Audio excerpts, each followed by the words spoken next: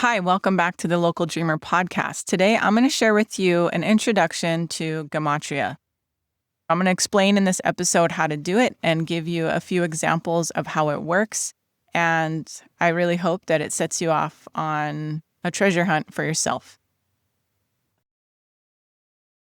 Gematria is a system where every Hebrew letter has a number. A equals 1, B equals 2, C equals 3, and so on.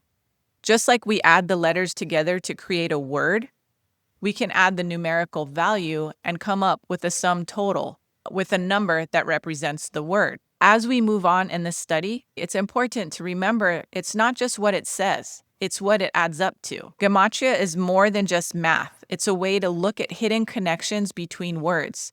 It's like a code or a deeper layer of meaning. If two different words add up to the same number, people might explore if there's a spiritual link between them.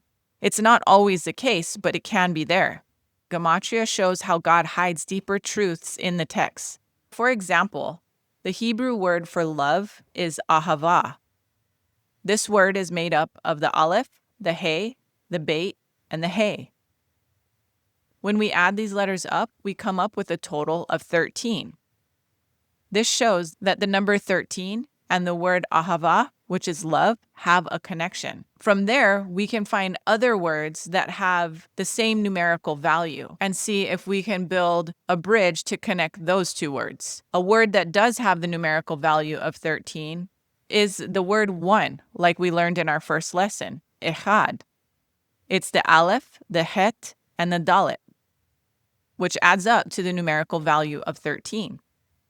This links love with oneness, ahava with echad.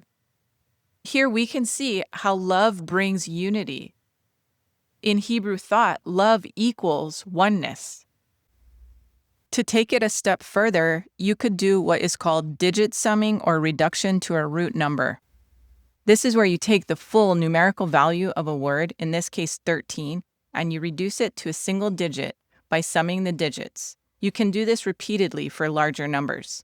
In our example, 13 would be 1 plus 3, which equals 4, and the value is reduced to 4. This is where we can dive into exploring what 4 represents. If you recall, the fourth letter of the Hebrew aleph bet is the dalet. The dalet is the Hebrew word for door, and Jesus is the one who said he is a door. And here we can see how God so loved the world that he gave his only son, who is a door.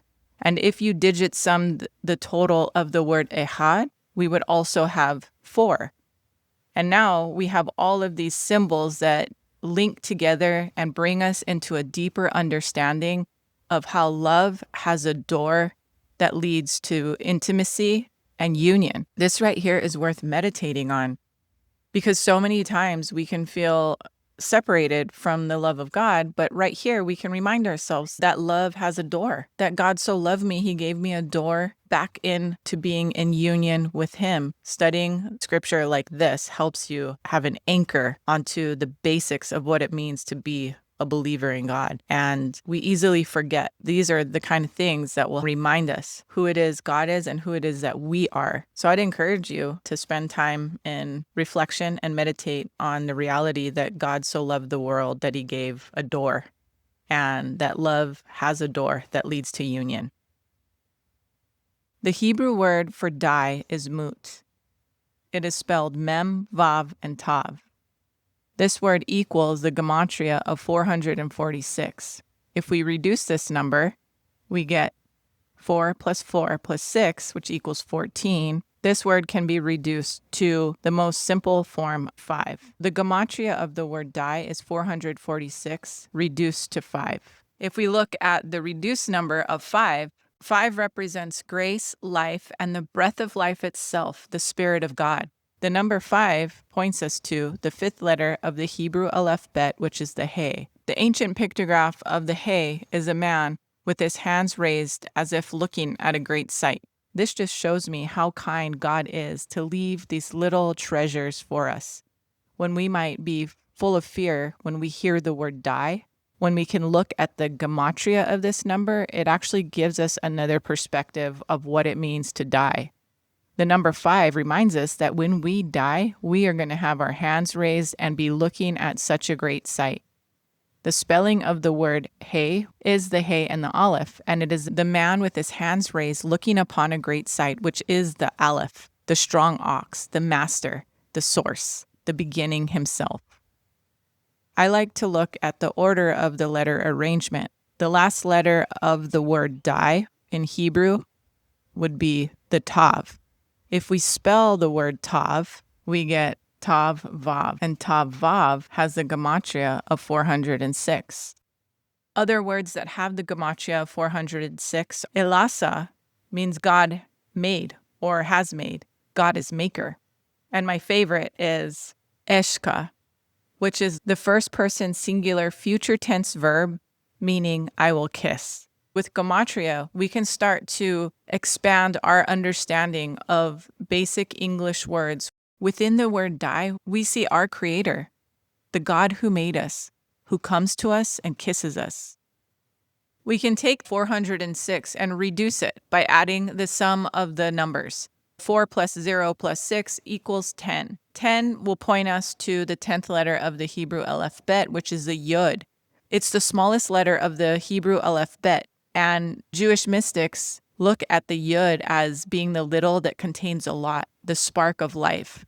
This little letter holding the full potential of life itself. The yud holds the numerical value of 10. The 10 is known to hold the symbolism of testing, inheritance, commandments, plagues, miracles. A tenth is part of the whole, and 10 represents full manifestation. 10 is a divine number. We can take the 10 and add this sum and get 1 plus 0, which is going to bring us back to the 1. The 1 represents Aleph, who is the source, the beginning. It's the very first letter of the Hebrew alphabet, and is a picture of the strong ox and ultimately God. And this to me is just incredible, how when we think we are coming to the end, it actually brings us back to the source, the beginning, the Aleph, which is a picture of God himself. If this inspired you, if you learned something new, please share this and give me a like. If you're wondering how I knew the symbolism and the ancient pictographs and some of the information that you need to go deeper, I'd love to invite you into the full journey. I created a new course called Exploring the Hebrew Letters, where we dive into the meaning, revelation, and symbolism hidden within each letter. To get the most out of your learning, I encourage you to go to Amazon and pick up the companion workbook to this course called Exploring the Hebrew Letters. I'll put a link in the description below. All of the video lessons are free, and I'm going to be launching the first letter Aleph on August 1st. And every week after that, we will continue going through all 22 letters of the Hebrew alphabet. Please subscribe so you don't miss any of the lessons. Grab your workbook on Amazon, and let's explore together.